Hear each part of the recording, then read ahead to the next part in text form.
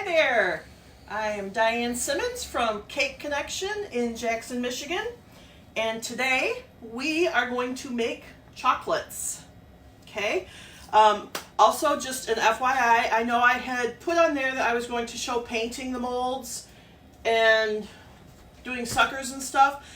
I actually, just today, I've decided, totally a time thing, I was worried I was going to run into too much time with this. So Friday we're actually going to do more chocolates also. And I'll do some detailed painting of molds, making suckers out of them.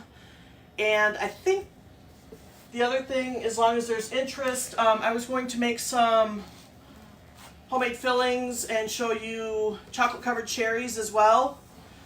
But I have a peanut butter filling recipe that is really amazing. So I thought we'd do that on Friday, and then today just get through some basic stuff. Okay? So, first off, oops, I forgot my very first off, almost, again. Today's prize. Don't forget, you need to give us a shout out. Let us know you're here and get entered to win. We got a bunch of Squeeze-Ems candy fillings, some toasted coconut, and some toffee crunch. Okay, and we'll give you some ideas for what to do with that stuff as we go through the demo today. All right, so I don't want the mold quite yet. I'm going to be working with Merkin's chocolate, okay, and these are not a real chocolate as far as that goes. They don't have to be tempered or anything. You can just melt these. I typically use the microwave, which is what I'm going to be doing today. And then I also use Paramount crystals. All right, and Paramount crystals are just like a palm oil flake, basically. And what they do is thin down your chocolate. Okay, I often get questions, can I put coconut oil in there? Can I put vegetable oil in there to thin it if I need to? You can.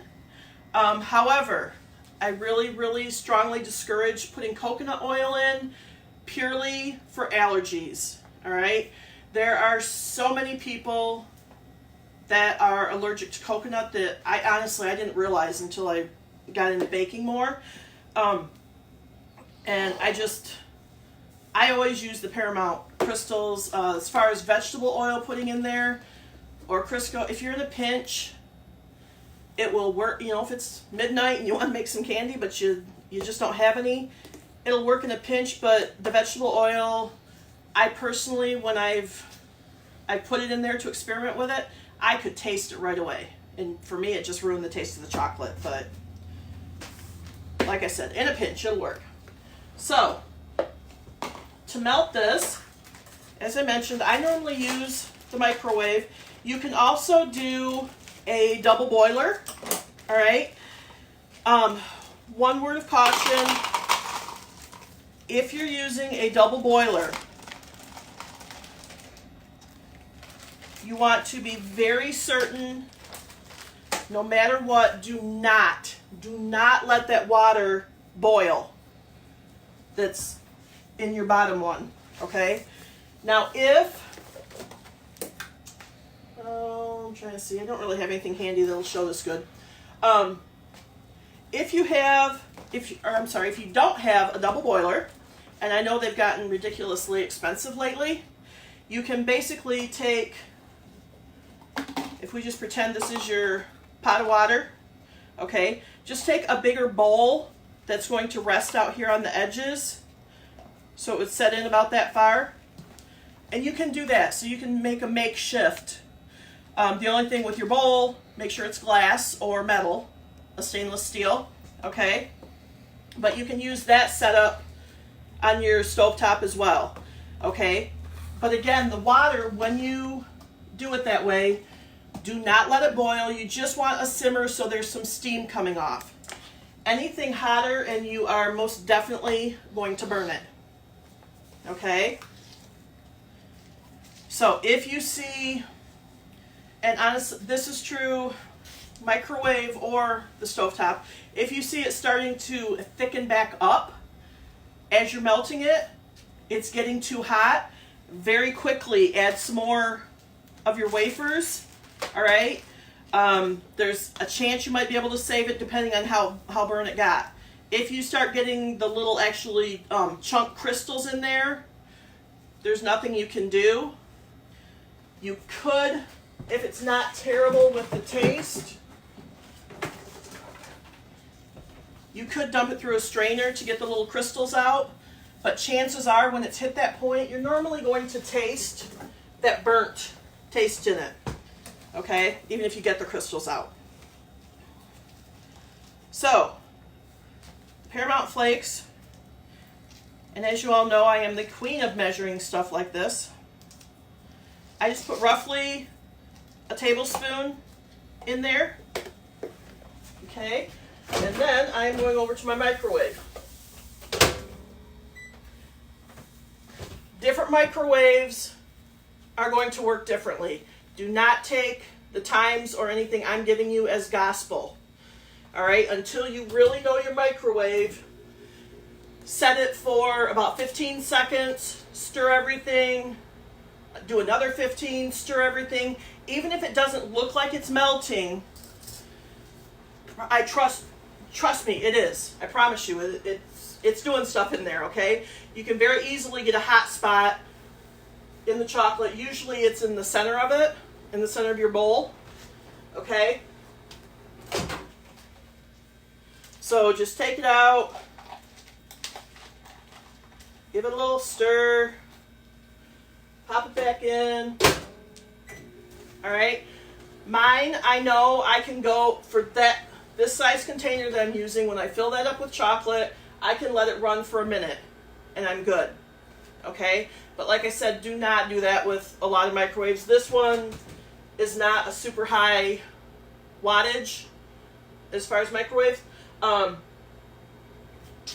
So, you know, it's not going to get as hot as quick, but I have used microwaves when I've been out doing demos on the road or something, and they've literally had this almost burnt in 30 seconds.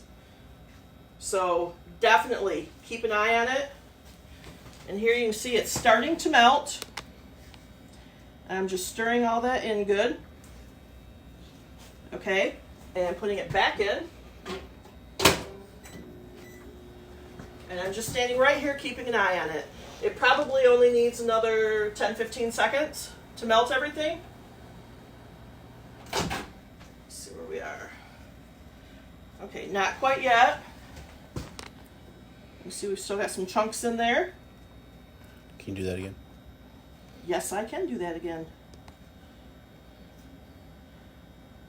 Okay, so we want to go back in. And word of caution, just as a general rule, white chocolates and any of your colored chocolates, which the colors are essentially white chocolate with the food coloring in there already, any of those will absolutely melt and burn a lot quicker. Okay, so keep a closer eye on those. If you have a setting on your microwave that will allow you to run this at like 50 or 70% power, that's certainly not a bad thing to do while you're getting used to it. Okay, but now we have a nice thinned out chocolate we're ready to work with. Okay, one thing I wanted to mention too, I have numerous people, can I just use this? Okay, this is real chocolate, but it is formulated for ovens at temperatures around 350 plus degrees.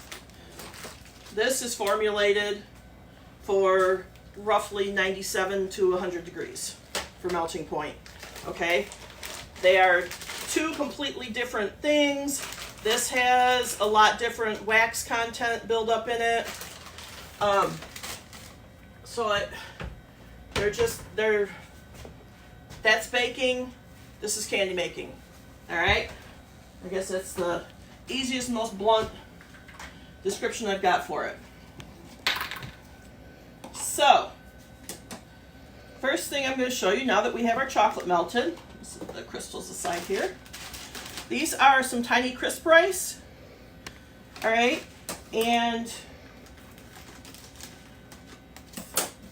I can already tell you if you do this or if you have tried this, you're not the only one.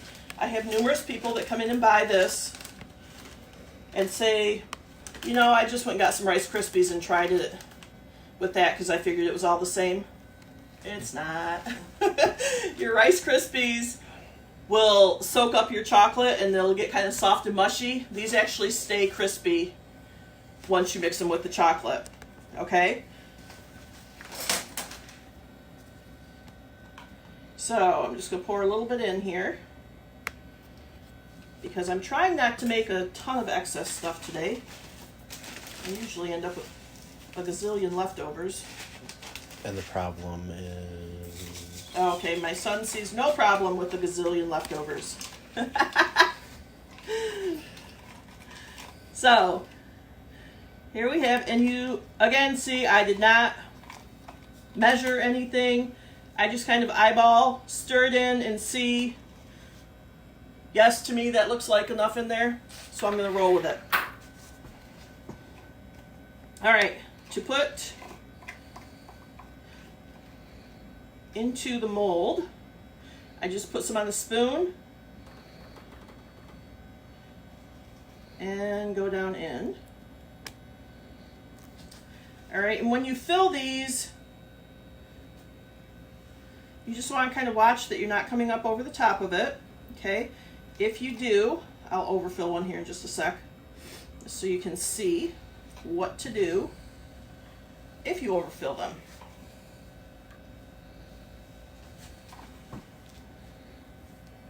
All right, there I got a couple overfilled. So, once you have your chocolate in there, you want to tap the mold. What that is doing is releasing your air bubbles, all right? And then anytime you have something mixed in here, I'm gonna go ahead and fill these other ones, just to use this up real quick. Because I have people worrying if they stir in something or put some nuts in there or whatever, that, well, then it's going to end up being kind of chunky and messy on the edges of my mold when I take the candy out. It will not do that because the chocolate is the fluid around your stir-in items. That's always going to seek the surface, okay? No different than if you had a fish bowl with some rocks in it or something, okay? Your water your liquid is always going to be out at the edges. It's not just going to stop because there's some rocks there, okay? So, here we have our overfilled ones, all right? To fix that, I need to get over here to me, okay. I'm just taking honestly anything. If you don't have an icing spatula, you can use a knife, okay? Anything with a straight edge on it, and you just want to scrape across the top and get that edge cleaned back off, okay? This one has just a little bit too much. Not terrible. Okay. So there, now we've got those ready. Tap that again since I did that. And then I'm just going to pop these in the freezer real quick.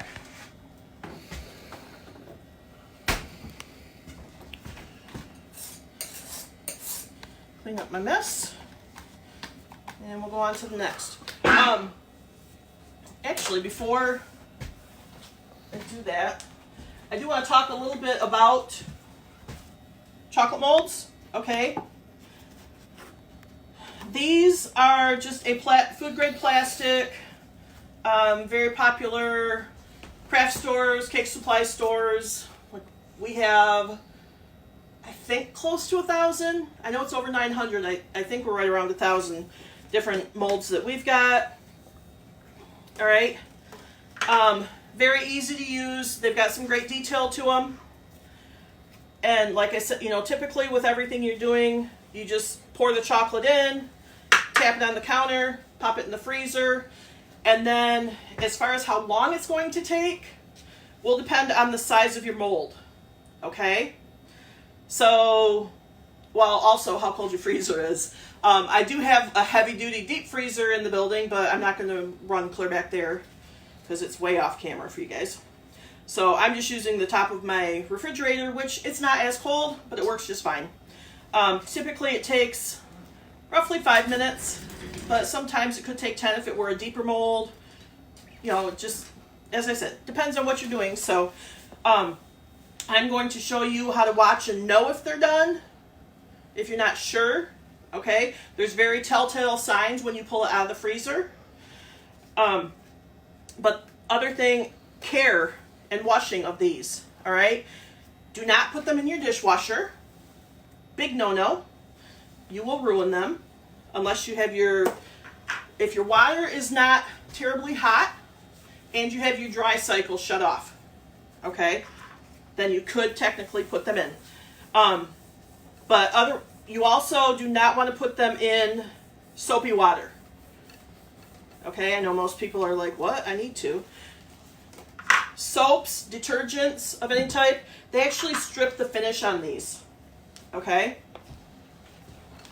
So all I do with them, put them in very hot water in the sink, swish them around.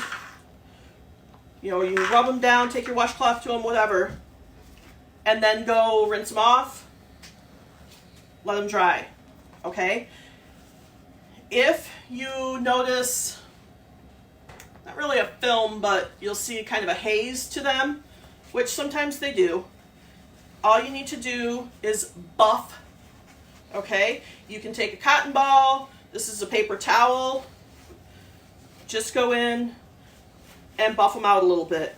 If you find that your chocolate is starting to stick to your molds, even when you are certain it's been in the freezer long enough, they're set, but it's still wanting to hold little parts of it, you may need to just go back and buff your mold out a little bit, okay? The other thing, just kind of keep in mind, chocolate picks up the shine of whatever it's up against. So if your plastic is not shiny and kind of crystal-like looking, that's where your chocolate gets its shine. So you have people reacting to the dish detergent fact that you've dropped on them. Is there any way to go back? Is there any way to go back? Yeah. Is there any way to restore the finish, or what do you do with the molds now? Okay, if you have put them in dish detergent, you can try buffing them, like I was just talking. Use some paper towels, some cotton balls. If you're using Kleenex, don't get ones with lotion. That's defeating the purpose. But just any sort of cotton towel, if you have, just a kitchen towel, might work too.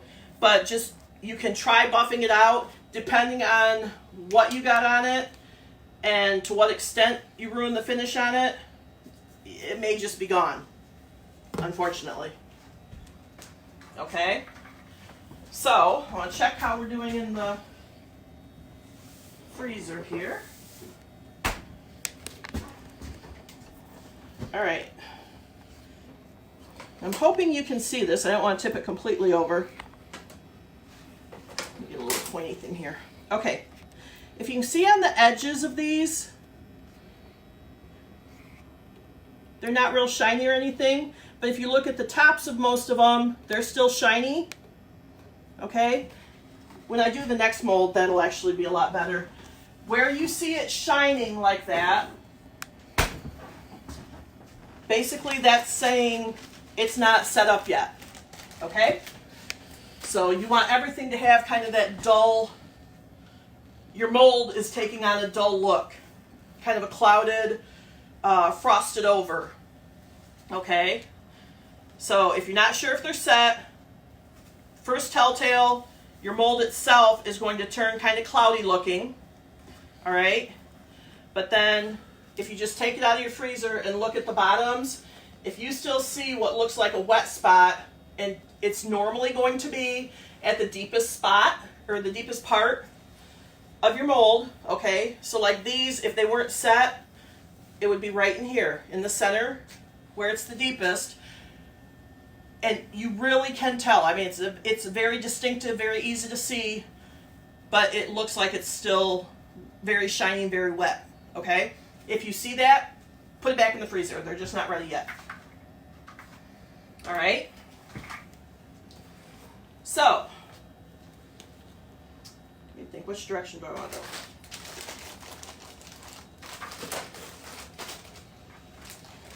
All right, I do want to show you, there are flavored chocolates available. Not as many as there used to be, but there's some still. This is our sea salt caramel. And I'm guessing, based on a couple of our regular viewers, they can pipe up and attest that this stuff is absolutely delicious straight from the bag. I know if Bonnie's on here, she'll be chiming in going, oh my gosh, it's my favorite.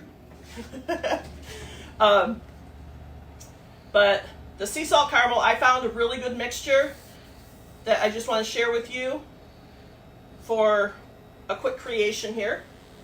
Do we have a question, Eric? Oh, we have 2 questions. Okay, what do we got? What's the best way to make different colors on a mold?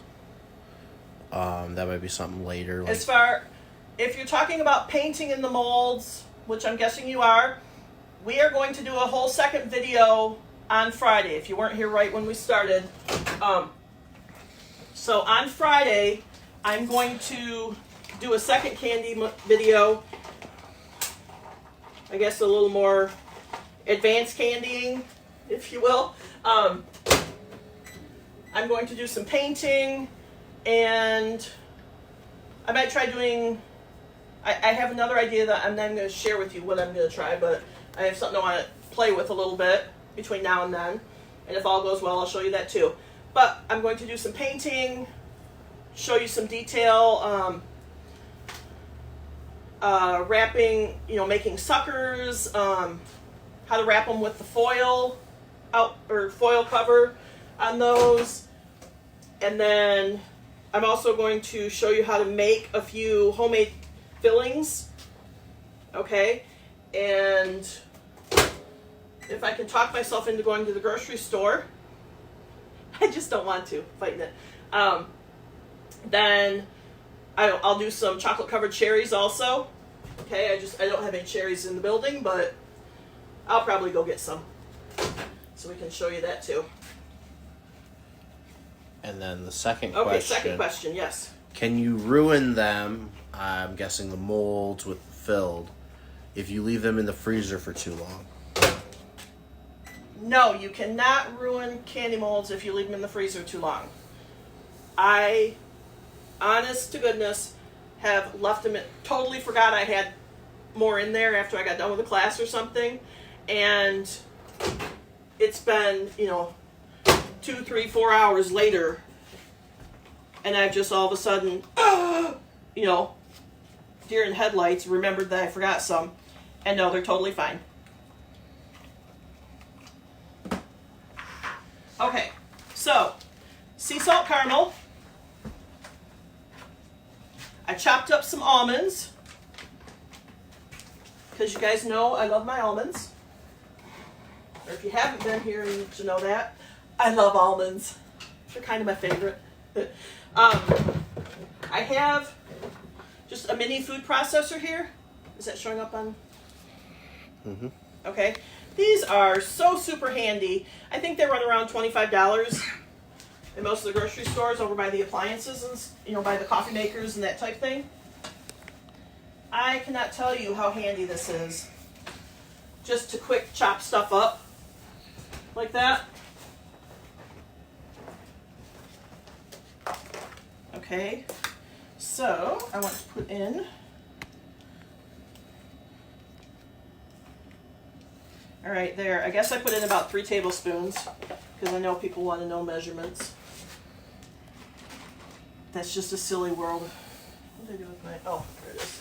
Okay, and then some toasted coconut.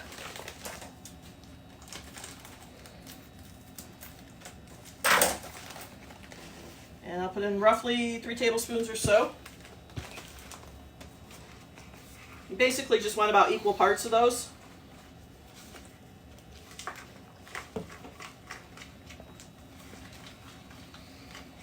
Okay, this, when it is done,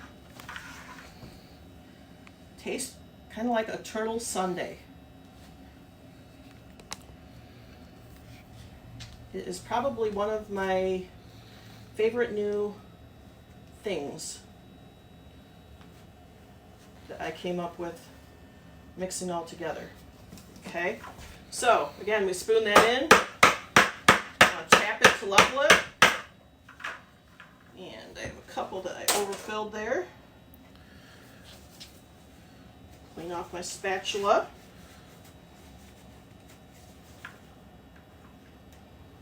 And we're just scooping them over into the next one.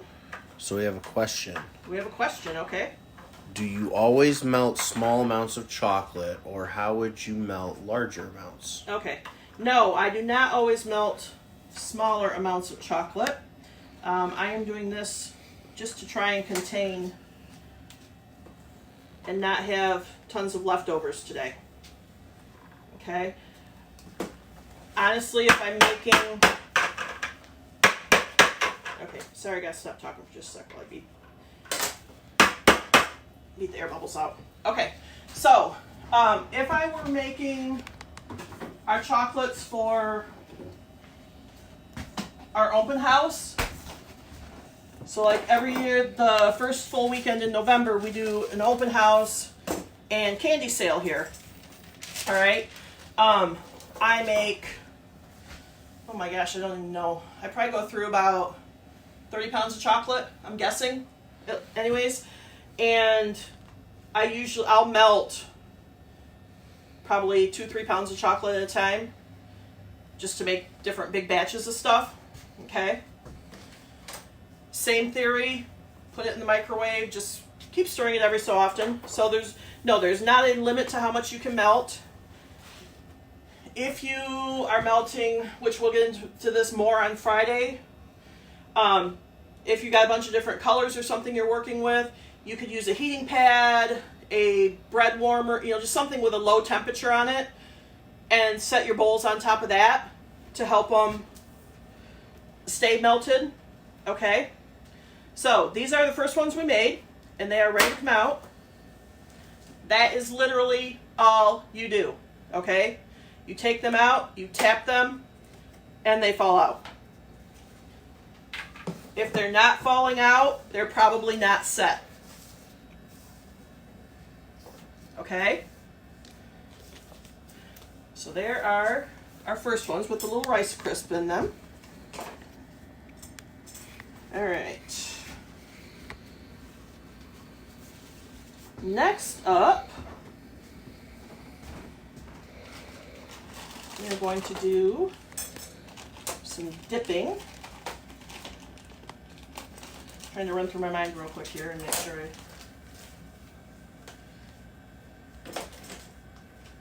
Actually, I take that back. I want to show you one step so I can let these set up. So we're going to do, we'll do dipping in just 1 second. But first I want to show you how to make a shell to put filling in. Okay? So we're going to need some parchment, or wax paper will work fine for this too. Okay?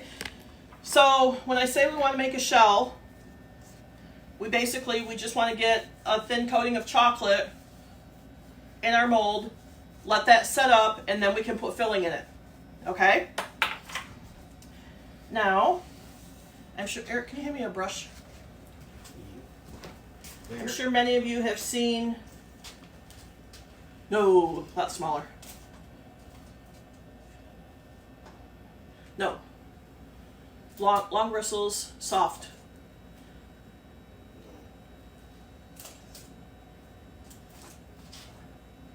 That'll work. Okay. Okay. Probably the thing I've seen the most over the years, especially when I first started, was just to take a brush and go in here and work that up your edges. Okay? I do not have that kind of patience and time, people. I just don't. One thing that usually will happen with that is you'll get a very uneven, so for that reason I don't like it. You'll get very weak spots in it typically, just from where your brush hits over on the edge or something. And I'm going to try and dig some out and put them in there intentionally. Okay. So, I don't know if you can, does that show up on there? Oh yeah. All right. One way, if you do it with the brush like that, okay, you can check and see if you have weak spots by simply holding it up to the light. I don't know if we can get that on camera. If you zoom up there, does that show? He's going to try, guys. We'll see. Can you see it? Yeah, kind of. Okay. So if you hold it up to the light, you can see through where all those really weak spots are. Okay?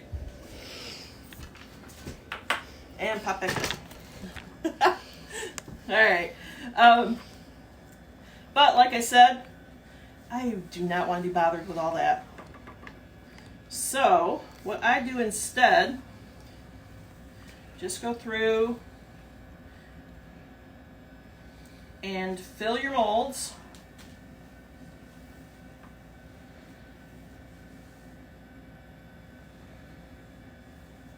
Okay, I'm not going to do all of them. We'll just call this good here.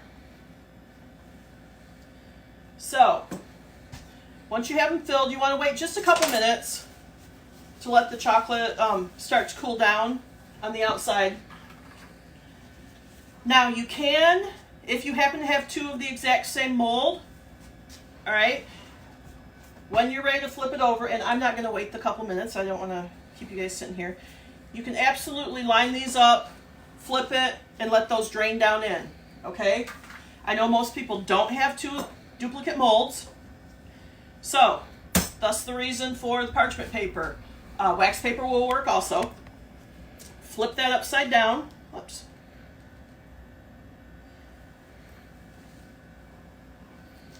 Just let it drain out.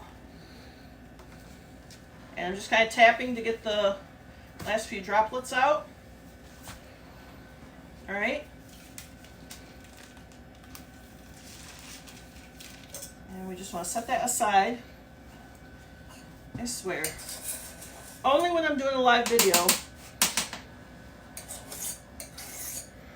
do I go completely off the grid there when it dumps. And normally it pours right out perfectly on there.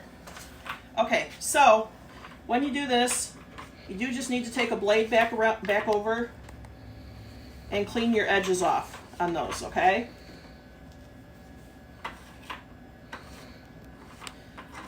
And the reason for cleaning those, you want a nice clean edge once we've got these completely filled, okay? So, this, and I'm just running this around a little bit because I've got a bit of a puddle down there at the base of it. Just because I dumped it so much sooner. Okay, so we're going to let that sit aside. And just a sec, I got to change gloves again here.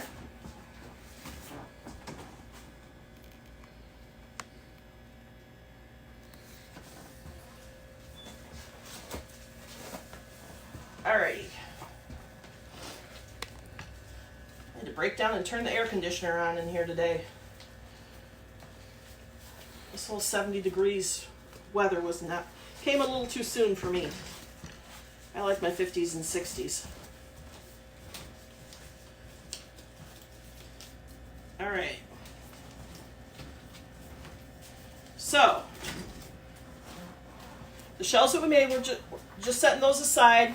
You can put them in the freezer if you want. If you do, you only want them in there for about 30 seconds, okay? I'm just gonna let these sit at room temperature because I'm worried I'll get going with something else and forget about them, okay?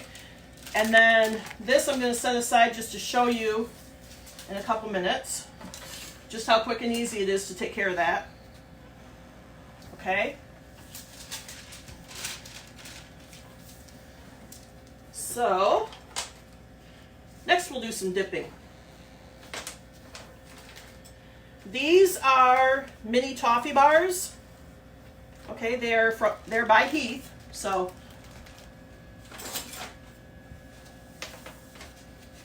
do we have a question or? Okay.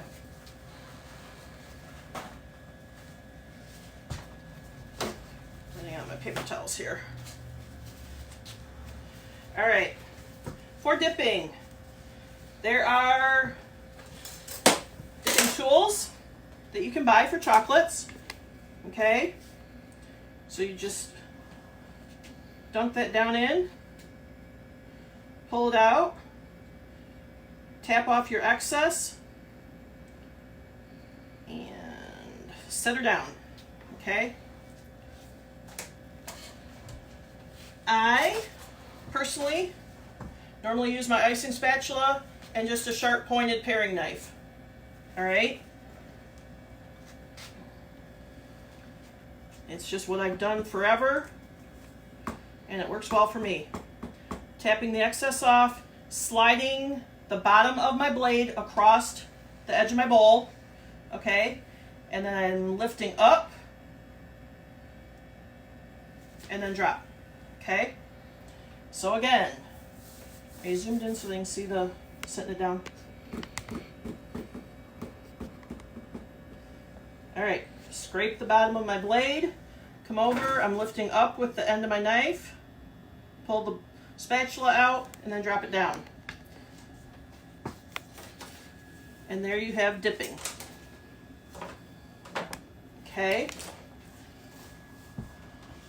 Another quick dipping thing you can do here. These are just some regular Oreos. Oh no. Okay, I might not be showing you this. Really?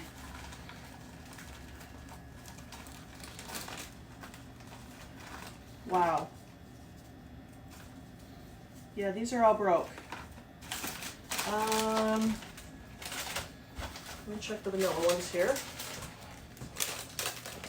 Unreal. I hate when that happens. Okay, vanilla ones are not.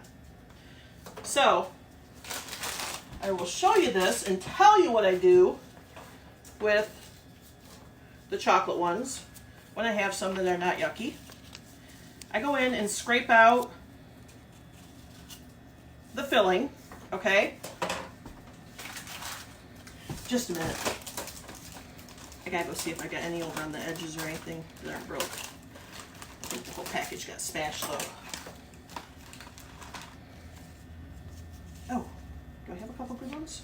I think I might have a couple good ones here. Or not. And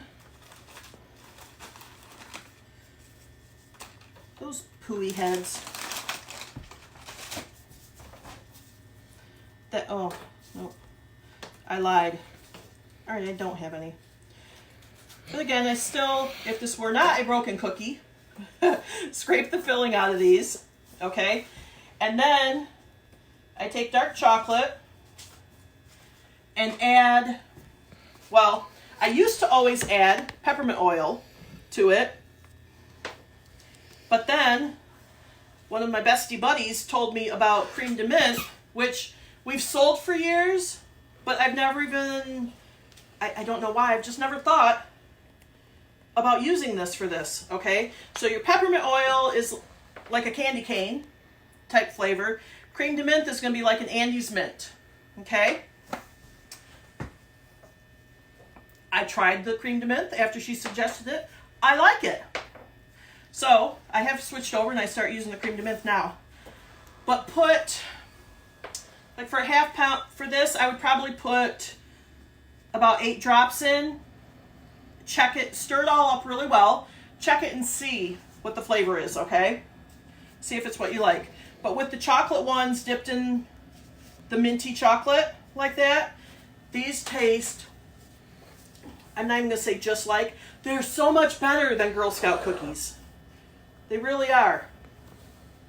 But then you just dip your cookie in, tap off the excess. Again, scrape the bottom, come over, lift, and drop. All right? So we dip, tap off the excess, scrape the buildup off the bottom of your spatula, lift with something pointed, pull the icing spatula out, and drop that down. Okay? If you do all that, typically you're going to end up with minimal, what I call feet or puddles on those. Okay?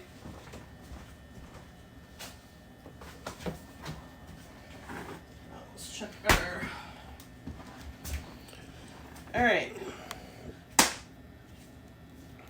There's our next ones. I just grabbed those from the freezer also.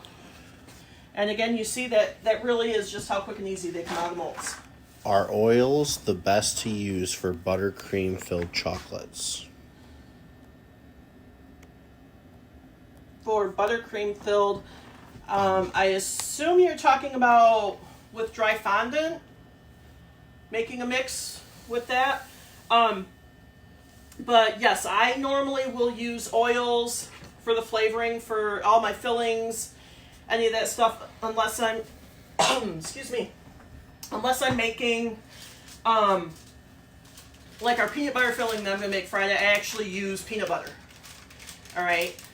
So in that instance, I wouldn't put any of the oil in there. But yeah, anything if you're making a peppermint cream or anything like that, yes, I definitely recommend use the little drams of Lorraine oils. Okay.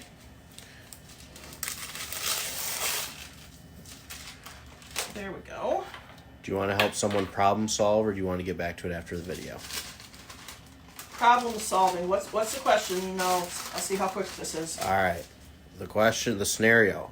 I dip caramels in chocolate and use a chocolate transfer. The problem I have is that the chocolate looks dull.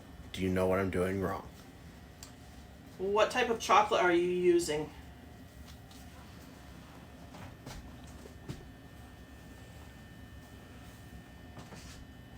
Pretty recent Let's see question. if she's answering real quick.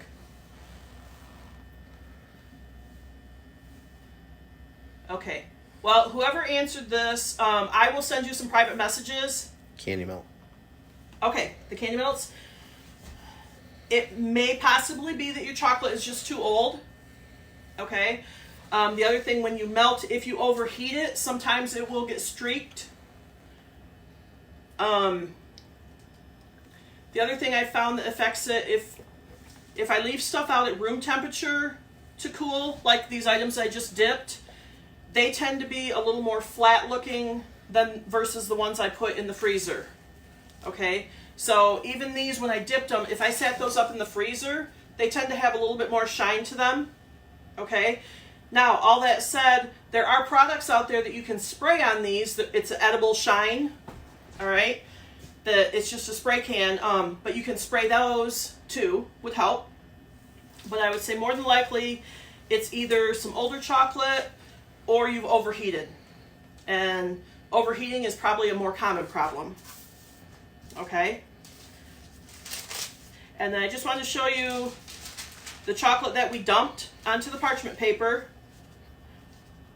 Very quickly and easily comes back up. You can just drop that back in your bowl and use that. All right?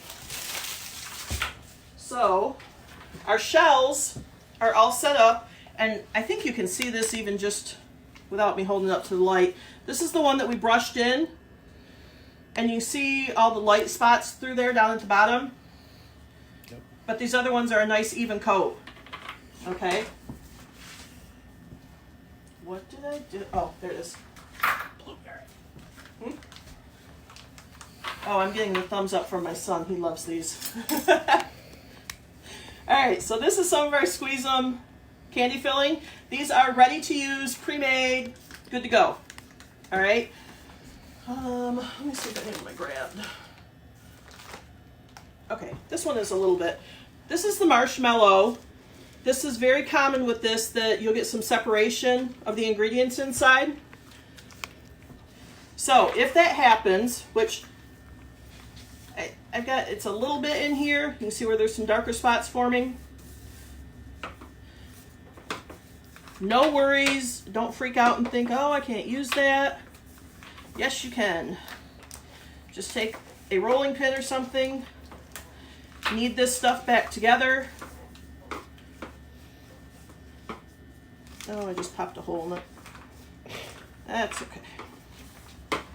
Okay, so just get it all mixed back together.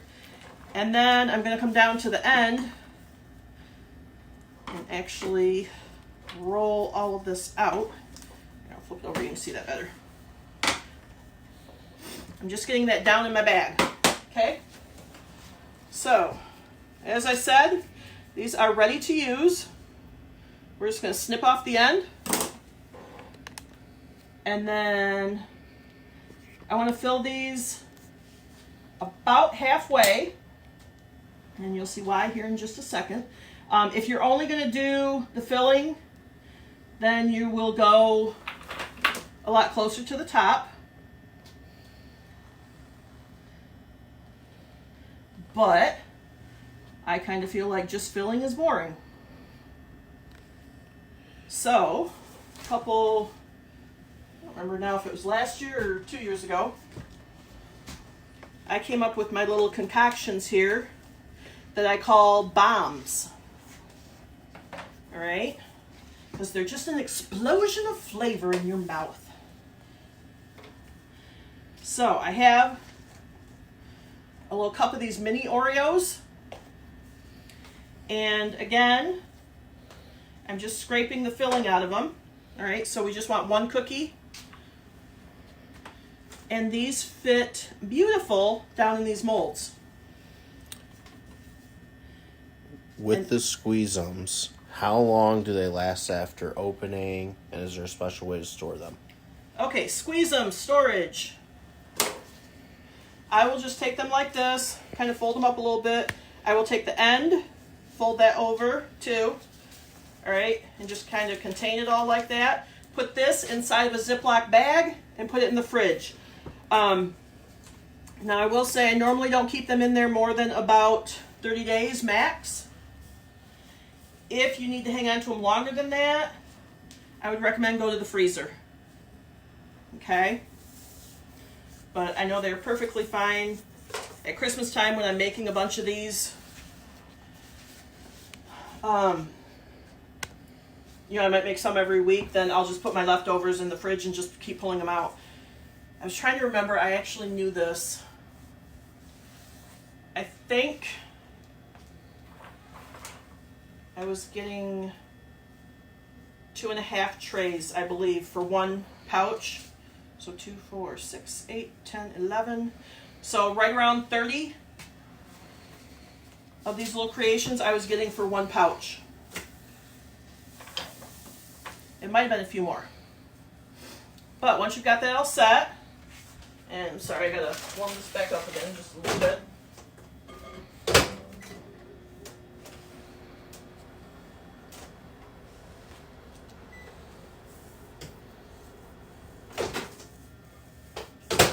Okay, so there, we got the chocolate warm back up. Sorry about the mess here, folks. Candy making is literally like the worst beast as far as the mess it makes for doing a demo. But that's okay. It all tastes yummy in the end. All right, I am just covering these up.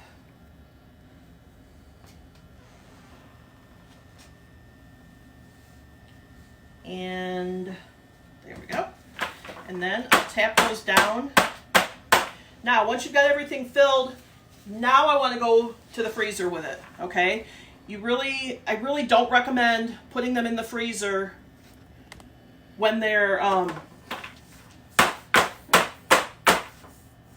when they're just the shell, it is so easy to crack them. And once you crack them, they've ruined. You just have to remelt. Okay? But as I said, once they're full, then yes, go to the freezer. You're not going to crack stuff. Okay?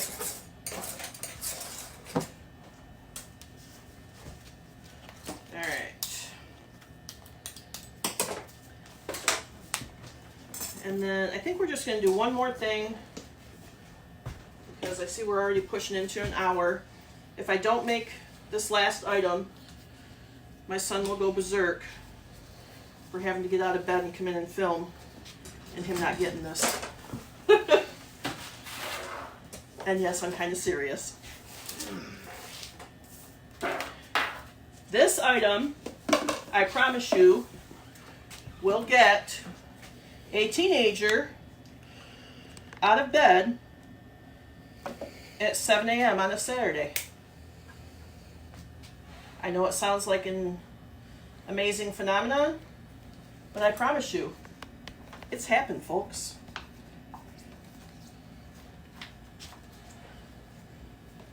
So I'm just putting my dark chocolate into this deeper cup, which you'll see why here in just a second.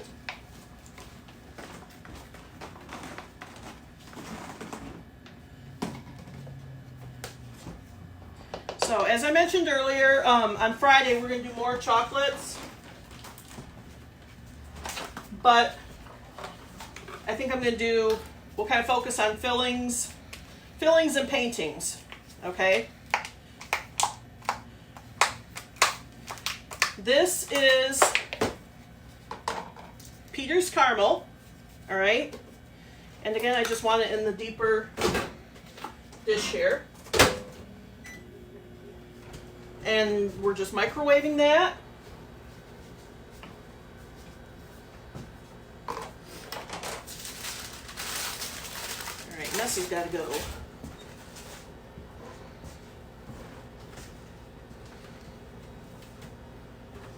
Okay, so when you melt the caramel, you just want to get it to where it's softened and it's fluid, okay? You do not want to let it boil. If you've never made homemade toffee, this is a great way to do it, is let some caramel boil. Because that is essentially what it turns to once it hits that much heat. Okay? So we just want this, like I said, just to get more of a liquid. And you'll see I'm going to stop and stir it every so often, just to keep an eye on it. One thing too with this caramel, just toss it out there for you. This makes an absolutely amazing caramel popcorn. You don't have to do anything special with it. You don't have to add any liquid to thin it down, nothing like that.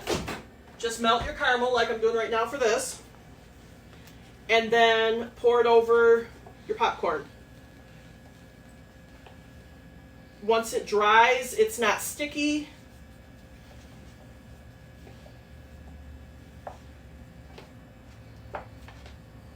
Okay, here you can see it's melted, but it's not really flowy yet. So I need it just a little bit warmer, but not a lot, okay? And we're also going to need, all right, so we did about 10 more seconds. Let's see if that was enough. Not quite. Probably another 10 seconds. We are very close with it.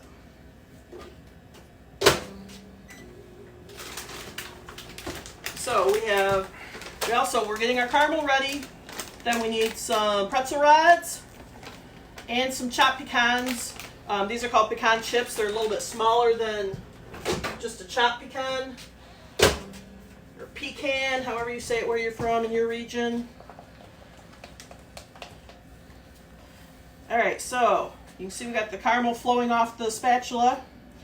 That is more the consistency we want. But we did not let it boil.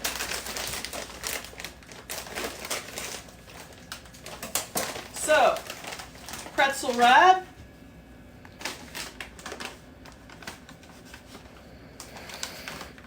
Oh, I'm already open. Look at me being prepared, just like a Girl Scout. Okay, put a few pecans down. This is just a disposable aluminum tray. All right. So the reason for the tall cylinder, we want to get up as far as we can on the pretzel rod. Okay. And you see I'm just kind of twirling that a little bit as I come out, just so I've got a nice even coat on that. Then I'm going to roll that around in the pecans. Now, you can leave it, there I just did this bottom half so you can see the difference. Okay, when I roll it together like this, it smooths it out. You can absolutely, if you want it chunky like this, you can leave it like that. Okay, I personally just have better luck dipping and everything. Really? This is my day for broken products. Goodness. All right, so we'll do another one real quick.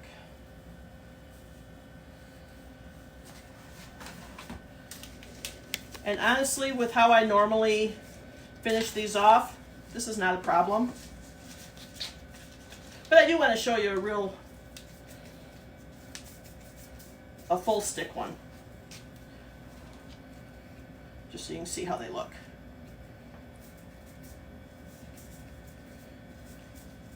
Okay, so there we have one rolled up.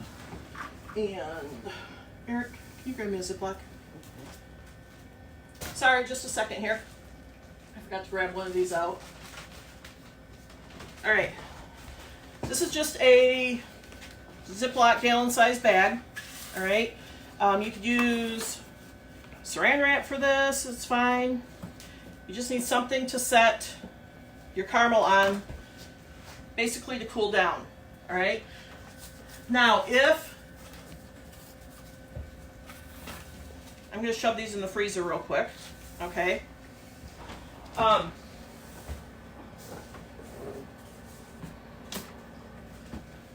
typically if I were doing, you know, a whole tray of them, I usually do like 20 of these at a time or so. By the time I get to my last one, dipping it in the caramel and the nuts and stuff, my first one's cooled down enough. Okay? These are not, this is a good thing, these are not set up yet. I don't know if you guys can see, this one here is about ready to pop out, but see where this, I'm hoping this shows up on the screen. Yeah. See where it's a lot lighter down there and kind of frosted looking, and then it's dark and shiny up here? All right, that's just saying it's not completely set yet. So I'll pop those back in the freezer.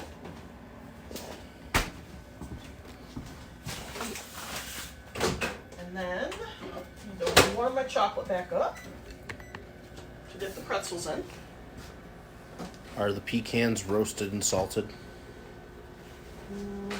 No. These are not roasted, salted. You certainly could. The pretzel rods have salt on them too, so. But these are just the chips.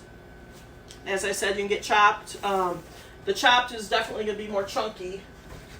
I think I've got some up here. Show you the difference. Yeah, here's a package of some chopped pecans versus the chips. If you guys can see the size difference there. The chopped ones, in my opinion, that's just a little too chunky. Okay.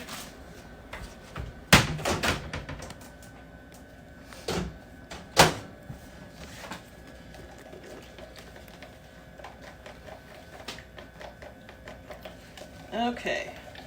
So there we have our dark chocolate. Should you wear gloves when handling molded chocolates to avoid fingerprints? Yes, there are cotton gloves you can wear. I personally always just wear the vinyl gloves. Okay?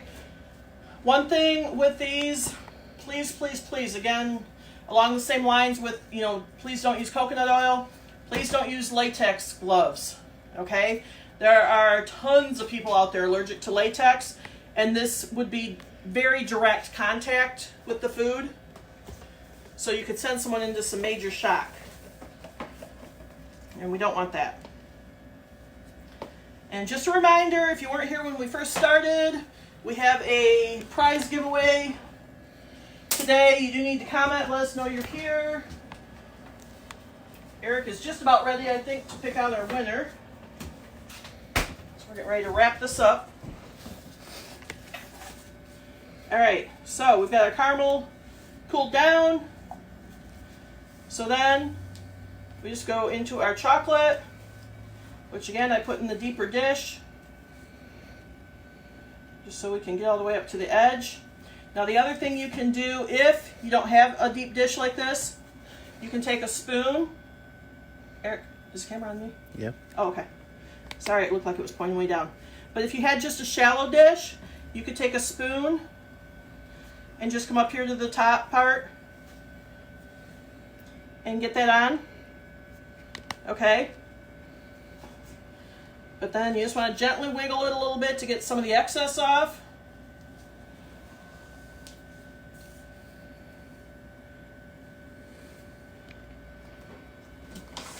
All right? And then just lay it down. Now you can, let me go grab something real quick because I gotta show you, this is like a neat thing.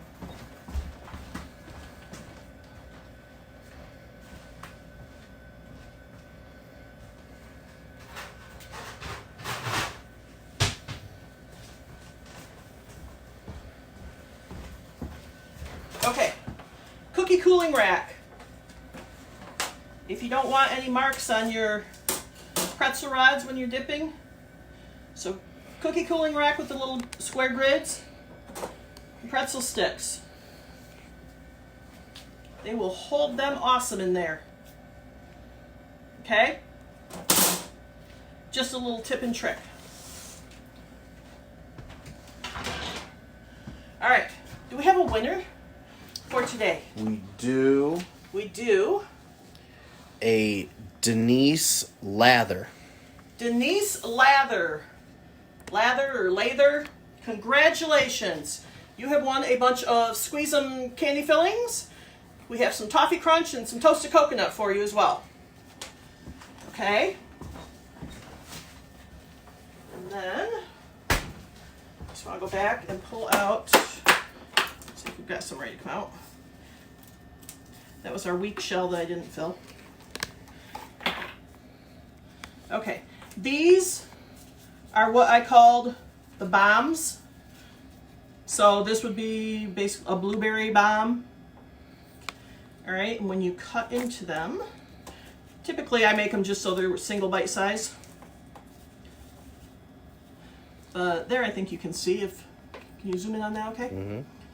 But you've got your Oreo cookie, your filling, your chocolate. They are some good grub, as my cameraman will attest to.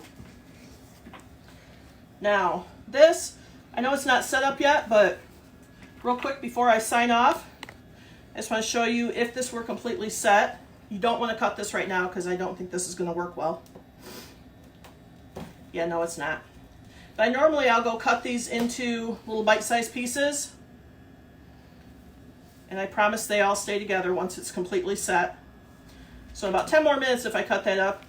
But they make really great little bite-sized snacks like that too. If you're having a party or something and you want to set them out, that's a great little treat too. Okay? So, that is all we have for today. Be sure and join me on Friday at 11 a.m. And we're going to do more candy making while I've got everything out and got the mess going here. We'll continue on. On Friday, we're going to do some painting in the mold, some detail painting, show some eyes, different things like that. Some suckers. We're going to do homemade fillings. And I'll see what else I come up with. But I got a couple other ideas too. So, thank you so much for joining me. I hope you are finding some fun and neat tricks and tips with all of our classes that we're doing. And again, I hope to see you on Friday. Thanks so much. Have a great day. Bye-bye.